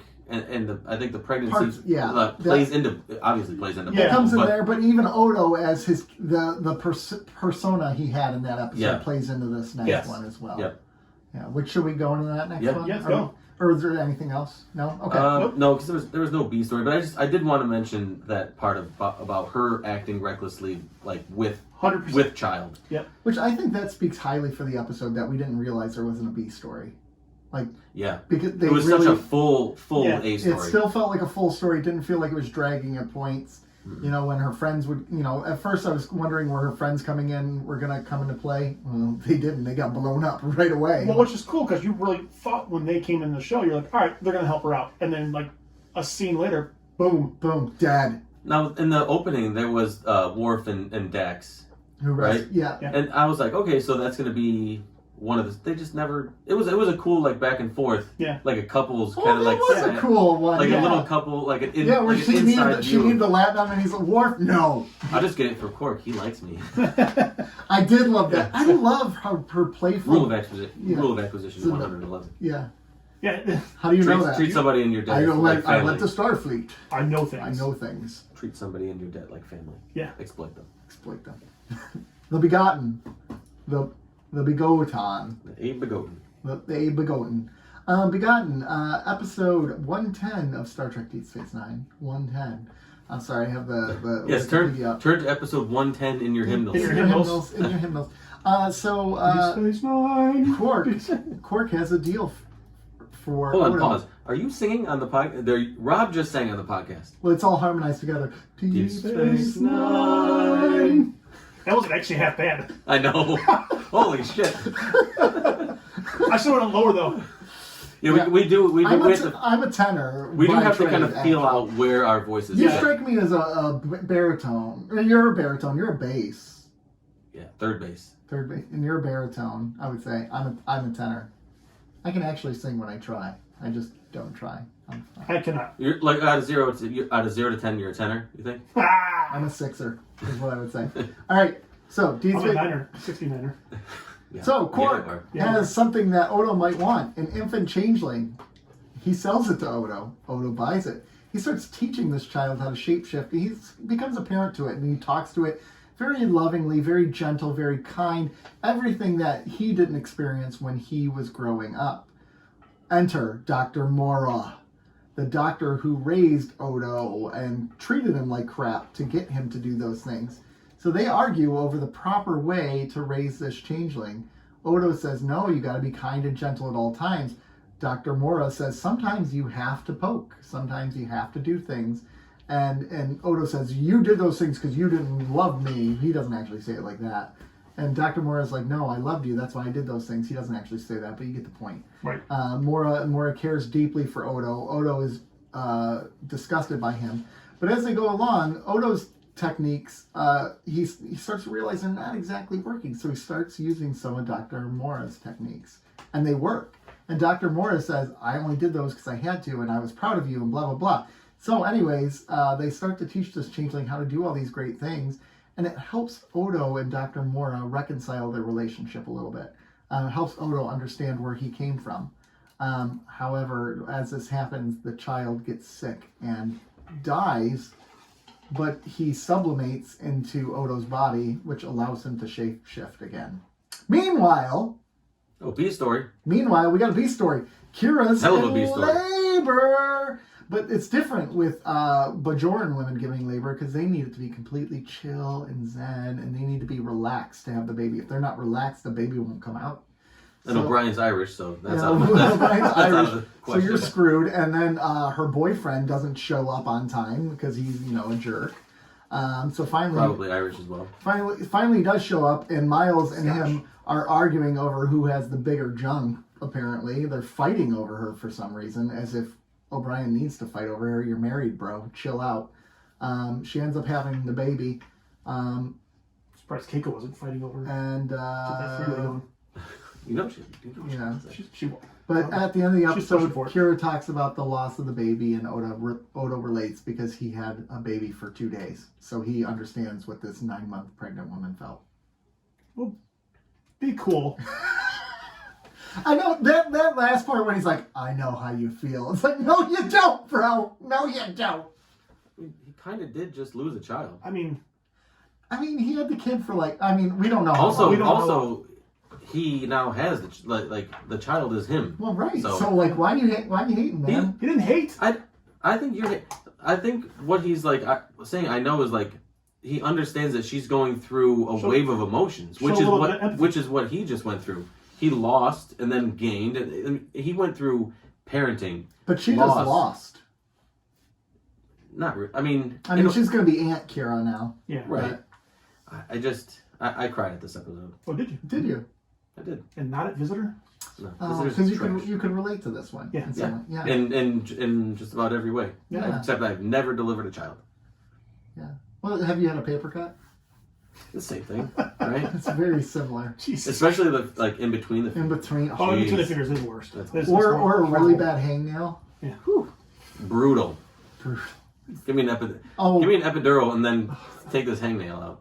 Or worse yet, a cold. Have you ever had a cold? A man cold. They're so bad. Remember, it's a man cold. It's worse. God. I joke. Yes, but I totally this joke. episode was phenomenal. So I'm assuming you like this episode more because of that. Because you relate to it. Okay. Yeah. So go ahead. In our text group, when I said, I was watching an episode kind of like in passing, this is the episode I was kind of watching in passing, and I'm like, so I got home, I got to rewatch them both because I wasn't really doing a good job of actually watching them. And this is the episode I'm like, well, this is a lot better than it was 5 days ago. I could see that with this episode because if you're watching this one here and there, it wouldn't be as impactful. Yeah. Because it's super story. Yeah. So if there's not a whole lot of action or there's not a whole lot of things going on screen to keep your attention if you're watching it in passing, I could see how the context of the storytelling would kind of get lost. And I learned my lesson that I'm not going to be doing anything else while watching these episodes anymore. Or watching them on your phone, like The Matrix. Like The Matrix. I watched that downstairs. This was an episode very big on character moments, especially Renee's acting was fabulous this episode. He's been fabulous every episode. I especially like the scene where he did get his shape-shifting abilities back and he went and flew and then he was and it was like, and this arc for him has been great becoming a human because it's allowed him to become more emotional. In fact, the episode starts with him having a hurt back, right? Yeah. And now he even in that last scene with him when he comes back as the bird or whatever and he smiles like he's happy, like it's a different part of him that you haven't got to see. I have a question about that scene. So he gets the shape-shifting ability back. And his clothes fall off. Yes. And his clothes fall off. Which is a nice touch. It was specific, yeah. Yeah, so it was? Yes. Made to happen that way? Oh, because that was part of him shedding his old... Oh, he's dropping his human form because they made him wear human clothes. Ah, that's right. And So he flies away as the Tarkinian... Because otherwise the clothes... Sorry, I don't mean to cut you. But the clothes are actually just part of his shape-shifting. Yeah. But he's wearing actual human clothes, so they just drop. Which could have been forgotten, by the way. I'm glad they didn't forget that. Yeah. So he flies away. So the clothes, though... I'm going to kill you. He's talking about this kid to this kid the entire time. I want to show you how to fly like this hawk, right? Talarian hawk? Talarian hawk. Yeah. So then he flies away as a Talarian hawk, as the hawk, and lands. Do you think that child was alive in him for just a minute so they could experience that? Yeah. I think so, too. Which is why he was so quick to go do it, because the kid was dying and he knew. He knew he had minutes, and so that's why he wanted to show it how to fly like the hawk, like he promised. Mm-hmm. I think so. I do too. And I didn't realize, especially after this first viewing, I'm like, And as watching it when I was younger, meh. But now I'm watching and go, I'm going to go back and rewatch that scene now because of that, because that's a really good point. And especially the way he reacted after it. It was just a really well done. And in fact, the fact that he really doesn't say anything, he just runs and goes. That was kind of cool. Like, he was just so overwhelmed, and maybe time was short, so he had to go do it as quickly as possible. So that's kind of the way I kind of read that last scene, is that he had moments to work with. Yeah. And he wanted to fulfill that promise. This could have been a very cheesy episode. It could have been, because honestly, when I first watched he's talking to a ball of goo that's not even there. And they pulled it off. Yeah. They pulled it off really well. Yeah. Yeah. So when I first watched this episode, I hated the B plot. Like, hated it. And even as I was watching it the second not time... a pregnancy, not a labor and delivery fan, huh? But once I watched it... Typical sexist. And got to the end of it and see how it tied into the A plot, new appreciation for it. Yeah. Yeah. Do either of you think they did a disservice to the pregnancy by making it a B plot? No. Because no, I don't. here's the thing. I thought they were double A. So I thought they were double A stories. I Really? thought, yeah, I thought they were both equally as important. And I don't even know. I would venture to guess that more time was spent on Odo's plotline than the delivery. Yeah. But to me, they were both both A's because I felt like they played off of one another more so than any other A and B plot that I've ever seen in They were Deep very Space they Nine. were codependent. Well, they weren't dependent upon each other, but they definitely meshed well. It used opposite ends of the spectrum to tell one singular story. Yes. And I loved that, and it came together at the end when they had their scene, and I mean, it was such a great, it was just so well done, and you're right, it could have been cheesy because he's talking to like goo, but right, the way that he immediately embraces becoming a parent, right, and that he didn't even know he wanted kids or wanted to be a parent until that's kind of how being a parent is. Yeah, I for agree a lot of people. I would agree. There are some people who are like, oh, I want to be a parent. I know I want to have kids, but you really don't understand. I don't want to be that person that says you don't understand what having kids is like until you have kids, but there is a lot of truth to that. I would say, like, when we decided to have our son, it was more like, I don't think there was this sounds terrible, but I don't think at that point I'm like, I want to have a kid, so we're going to have a kid. It was more like, this is the part of my life where I'm supposed to have a child. Yeah. So I'm going to have a child. We said, oops. And and then I had him, and I'm like, girl, same. And I'm like, yes, this is amazing. Yes, bitch. Is that what you said? Is that what you said in the delivery room? Yeah, exactly. That was you and O'Brien are getting kicked out of the. Yeah. No, but like once we had Eli, I was amazing. Like I was so glad. It's the greatest thing that's ever it's happened. kind of like that. It's like you're even if you prepare for it and you feel like, yes, I'm ready to have a child, I'm ready for parenthood. Once it happens, it's unlike anything you could have ever prepared for. Yes. And it does it. You take on new emotions that you didn't know existed, and Odo didn't know that until he was the parent. Can we talk about a second that Odo is just in child trafficking now? Yeah, he bought a child. Yeah. No big deal. No big deal. We're going to gloss over this. And how the heck does the Federation not get a hold of this first, right? Like Like what is Quark's got people. Oh, he's yeah, got, but like it's the second Cisco finds out about this. We're in the middle of a war where they're looking for changelings all over, right? Yeah, and we're like, here's the baby. Here's a baby one. Quark's like, I got a baby one somewhere back in my stockroom. Five strips of latinum. Star Trek tropes. There's no ship in the sector.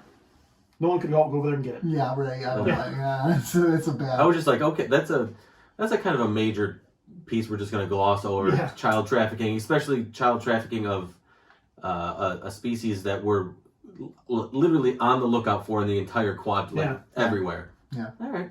Okay, we're just going to pass over that. Did you guys notice the score was on point for this too? Oh my God, was it ever? Yeah, it was money. It was so money. It was so good. Everything about this episode was amazing. Like it took you through the emotional like it took me through the ride of becoming a parent. The tenseness of the delivery side of the story, right? That O'Brien's gonna he's acting out because he's tense, he's nervous, he's ready for this moment that's been kind of out of his control for a long time. And who's the other dude? Is Shakar. Vedic? No, he's Prime Minister. Oh, Shakar? Yeah. Tupac Shakar? Tupac Shakar. I don't even know why he's there. I mean, I get that he's dating Kira, but like keep her at ease. She had to be at ease. All right, but get out of here. Like you're not. He wasn't even involved in any of the. I didn't see him in any other pregnancy scene. Now he wants to just mosey on in and just like a man. Yeah. Yep. He take credit for it. Take credit for all the work she's done over the last however many months, which 5 months, right? Is that it? Yeah, it's a short pregnancy. Well, because the pregnancy was transferred. Oh, so that's she true. didn't carry it. That's right. It's Well, they 5 also months. have a shorter gestational period as well. Okay. Majority. I just read that it was 5 months From when she got when whatever it was called, the episode where they transferred. Yep. So, he doesn't do anything for 5 months. He's gonna just walk in. Don't worry, Toots. I got this. I'm gonna calm you down. Yeah. That's what Kira needs is a man to walk in and say, "Calm down." That's what he needs, right? So dumb. Like I should have never been in this episode. That's a really good point. Yeah. Like you walk to, it's okay. I'm here. Yeah. Calm You're down. good. You're good. Because even O'Brien was there more. You can have, rub downs and everything. It's his kid. Yeah. you can have the baby. It's Yeah. okay. I'm here. Don't worry about it. How about that drunk Odo? You think it's Oh, drunk Odo's the best. He Yes, just wants to drunk celebrate. Yeah. I'm buying you a drink, Quark. Yeah. that was What's wrong? Yeah. Here's a point that I didn't really realize until just now, too. Odo, what he was doing as a parent is a lot like what we did as parents, right? We look at what our parents did, which for him it was the doctor, and we say, they did it completely wrong. I'm going to do it the complete and total opposite spectrum from them, right? I parent like the doctor. Right? And then we go, and then as we mature into being parents, we go, I see why they did it the way they did. And we find some happy middle. That's what I liked about this episode. Yeah. See, I never looked at my parents. They did it completely wrong. I said, I liked what they did here. I didn't like what they did here. And I kind of picked and choose. I don't like anything my parents did. They did everything wrong. I Well, turned out super fucked up, and I'm really pissed about Well, it. I'm thankful for who I have in front of me.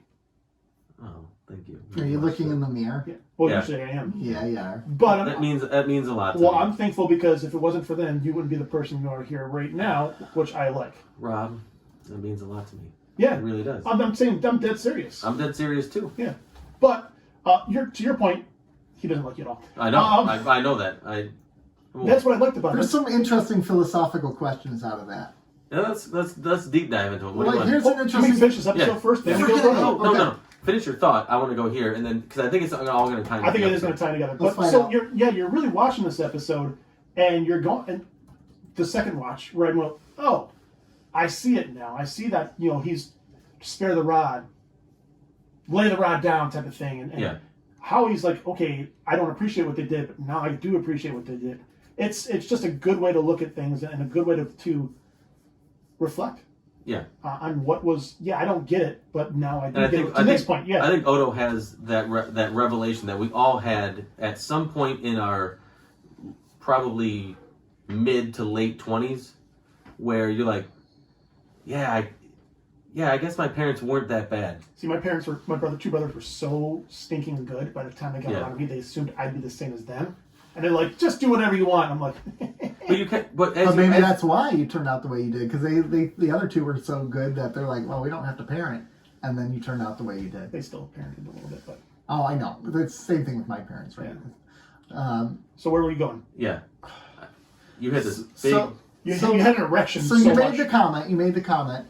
You said about your parents, like, oh, because of them I'm messed up or whatever. And you said, but I'm glad you are the person you are. You became that because of what you dealt with. Like you became the person you are because of some of the stuff. There's a seed in there that made part of who he is because of something they did, and whether it be just a little part or he learned the opposite of what they wanted them to do, some part of him is because of that event. It's like if you were to ask me, would you change your friend dying would you change it? I don't know if I can answer that question correctly. My first instinct is to say yes. Of course. But what changed from me because of that event? You found okay. So here's my point based off of that is if they wouldn't have raised you the way you did, I wouldn't have the Joe I have now, and I like the Joe I have now. So it's like Joe found.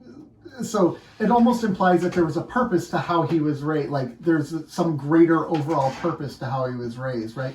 But the reality is, a situation doesn't have to happen because it was meant to happen that way, but you can find purpose in it because of the way it happened. Yeah. You know what I mean? It's like, so your friend, a dear friend of yours passing away, right? This goes back to, so religiously, I don't think God intended for that to happen. That's not God saying, all right, it's his time. Boom. It's and then And then Rob's going to learn some lessons based off of this. No, because this is going to happen. I think but you can find meaning in those situations. Yeah, I think it's a devil advocate thing where Al Pacino is talking about God. He's an absentee landlord, where he just kind of lets things happen. Yeah. Right. This is the whole. My ice ice maker's broken. Can you come fix? He's like, no. Yeah. If God is omnipotent, is all powerful, then that means God chooses not to intervene, which means God is not, all loving, right? Like some could say that. Well, sometimes. Ooh, that's a big rabbit hole. That's a big rabbit hole. So, well, here's because this goes back to the idea of parenting, right? Yeah. So you said a phrase. I think you both said a phrase about.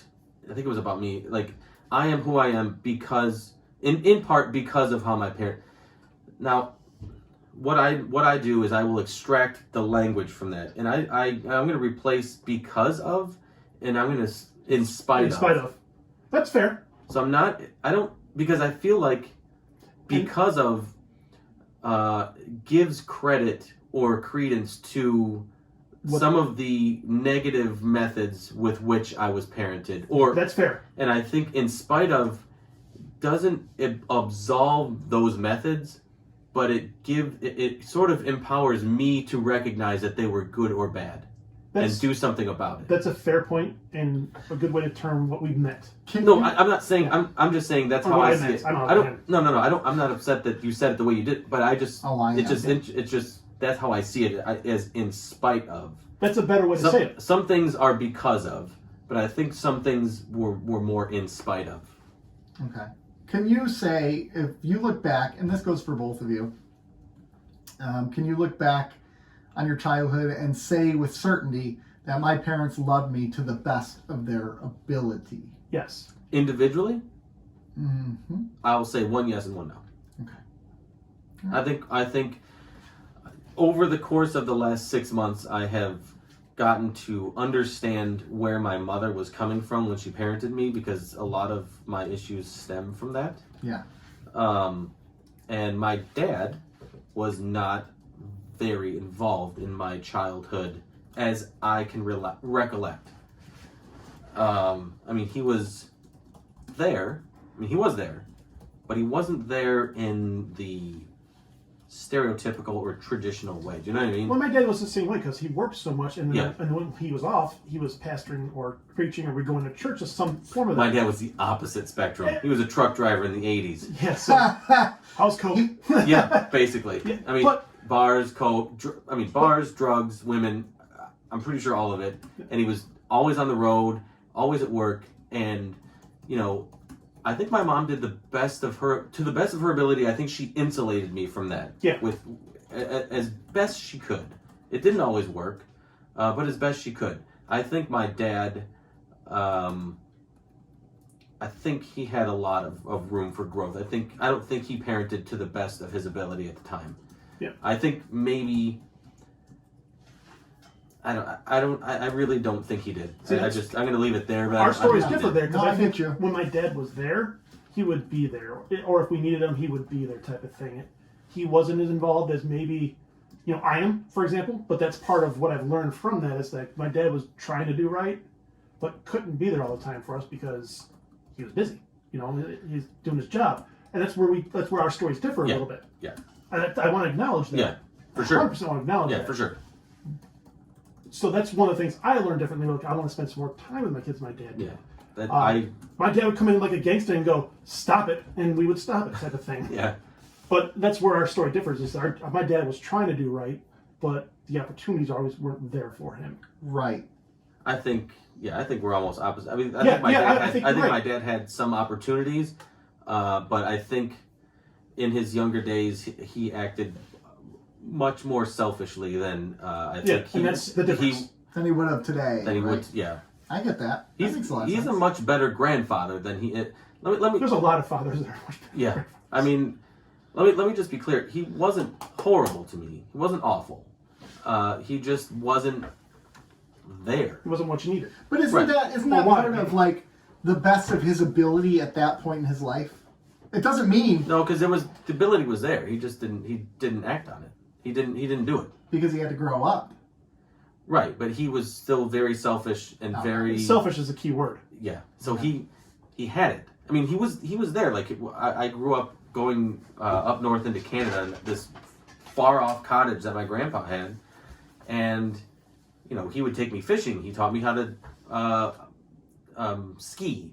We fished. We did things there. So I do have memories like that, but it's just, you know, I would say yes, my mom parented to the best of her ability.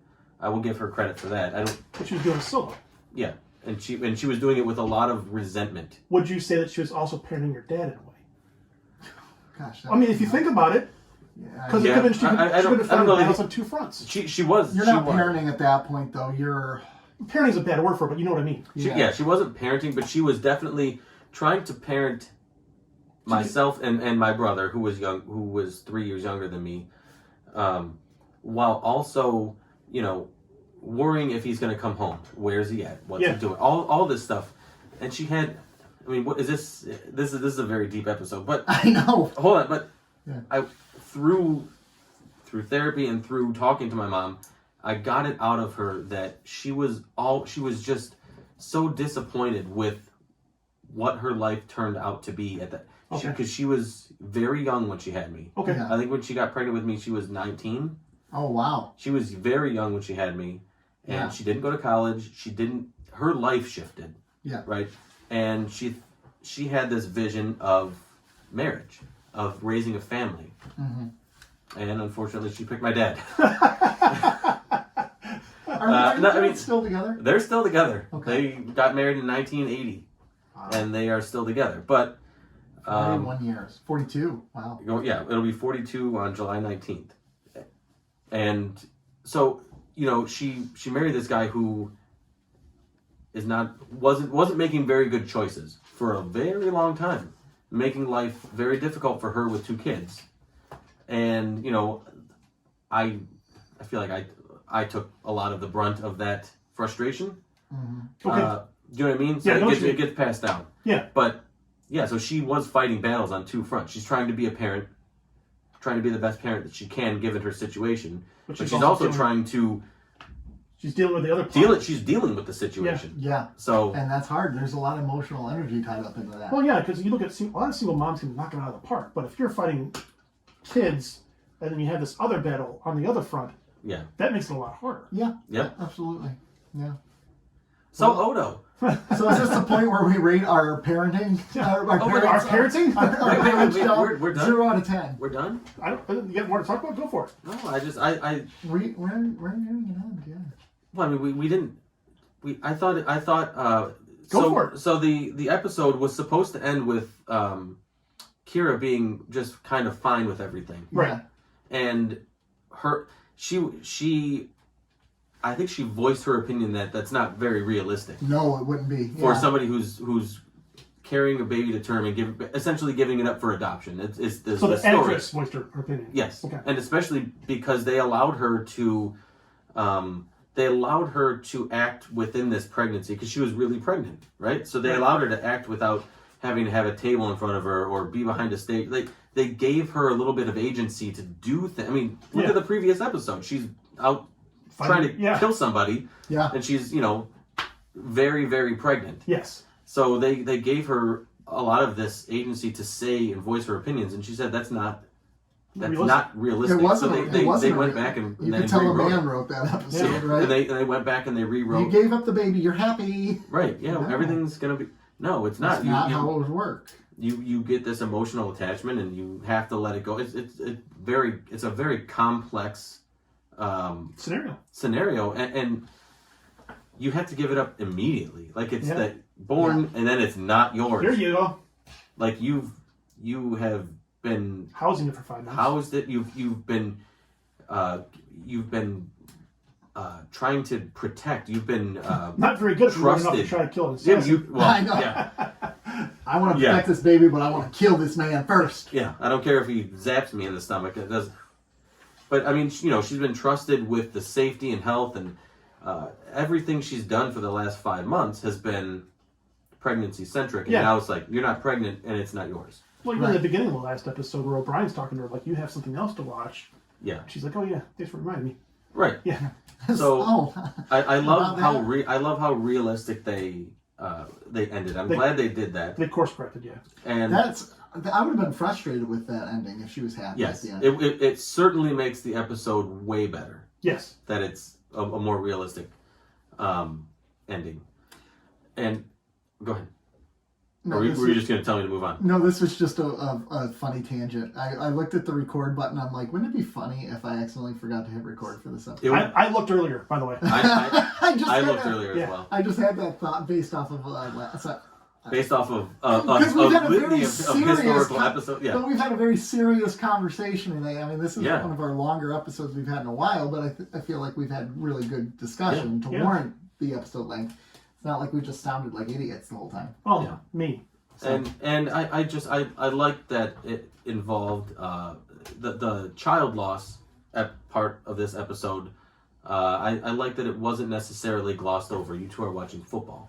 No, We're paying attention the at the same child time. loss part was glossed over. Yeah. I can multitask. I'm a parent, bro. You know when a dad joke or you know when a joke becomes a dad joke? When When it becomes a parent. I love the dad jokes in Ghostbusters, by the way.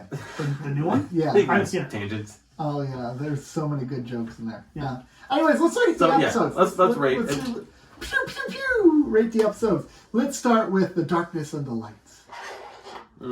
Out of 10, out of 10, I will give it. Let's objectify these episodes. 0 to 10. Ocho, which is Spanish for the 8. That's actually it's just Spanish for 8. Did El you know Ocho would be. Ocho is the masculine version? There's an Ocha, which is the feminine version of Ocho. Okay, is it like the curvier? It's curvy 8. I'm wrestling mine. I don't know if I'm going to give it a 7, a 7.5, or an 8. So Oh, I'm going to wow. go 7.5 right now. Okay. Okay, I'm gonna go. I'm gonna go 8. I thought it was really good. I want to. Can I quickly backtrack and make No. it 8.5? Yeah. I really liked it. Oh, you do that, and he's like, yeah, I do it. I do it a couple times. Well, like, it wasn't no, an episode later. locked in. That's Or me. an hour and a half into the episode. Keep in mind that's me that rants against you, not him. Oh, I can't keep all the negativity that's thrown my way straight. Usually a lot of it's directed at Nick, to be honest with you. Sorry. Sorry. The reason why I'm giving it an 8.5 is because we're moving on to the next episode, right? You gave it your 8 and you gave it a 7.5. I gave it 8.5. Yeah. Because the next one, I liked The Darkness and the Light more than The Begotten. And I did not want to give The Begotten a Into the lower 7s? rating. Yeah. I think The Begotten's an 8. Okay. I thought it was a good episode. I give it a 9.5. I'm going to do an 8, but I might change it to 8.5 when I type it. Oh, okay. Okay. Oh, okay. Well, those are some. 9.5. These were nice rebound episodes. We've had some stinkers on season 5 Yes. so far. We've had a lot of not necessarily stinkers, Just average. but mediocre episodes. So we're rebounding nicely. And before we rebound off of this episode, Patreon. Patreon. To our patrons, we adore you. Who Yes. are our patrons that we adore? Our patrons are Annette, Hillary from the Muck Podcast, Marv, and Kat. Yes. Thank you all for being patrons of this Patreon account. Thank you very much. We love you. We appreciate you. Yes. You make us want to make this show, and I appreciate that. Even the non-patrons. Oh, Even absolutely. the non-patrons. And hey, you can sign up on Patreon. You can go to Patreon, look up Keeping Up with the Cardassians. Yes. We'd love to have you. We have a $2 tier, a $5 tier, and a $10 tier. We want you. There's already plenty of getting to know you episodes, Patreon exclusive episodes about us. Yeah. We've done one live Q&A, which we'll do another one probably next month, I would assume. Yeah, sounds about right. And the first one was a lot of fun. The next one should have more people, Yeah. so that'll be fun. Yeah. And yeah, we have a couple Patreon exclusive episodes coming out this month. We do 2 a month, and if you are a $5 and above subscriber, you get access to them, and if you are the top tier, you also get access to the live Q&A bi-monthly. Which So- our first one was a blast, so Yeah, I it was- can't wait for our yeah. second one. That was so much fun. Can't wait for it. Yeah, patreon.com look up Keeping Up with the Cardassians. So where can you find us, gentlemen? Over on Instagram at keeping_up_Cardassians. I forgot. Twitter at Cardassianspod. Facebook, nobody cares. Yeah. Keeping Up with the Cardassians. YouTube. Yes. Lonely fan. Lonely fans, yes. MySpace. Lonely fan. We have a. I think people care more about MySpace than they do There's Facebook. Snapchat. No, we don't. Oh, we got a Reddit though, don't we? We do have a Reddit. We have a Reddit? Yeah, we have. There's a Reddit page I made for our show where you can go in there and talk about our show and tell your favorite episodes or just tell people about it. If you listen, tell somebody about it. Tell your neighbor. Yeah, tell a friend. Yeah, tell the Or six. postman. And you know what? They don't like Star Trek. You tell them 45 minutes of the show isn't Star Trek anyways. You can turn it off at the commercial break. Yeah. But don't turn it off. But don't, yeah. Hey, one of our tell them you can. biggest fans came up to us for the early stuff and then started listening to the Deep Space Nine stuff. There you go. Yeah. Well, So, anyways, we can do it. it's been great. This is Nick. This is Rob. And Joe. Bye. Bye.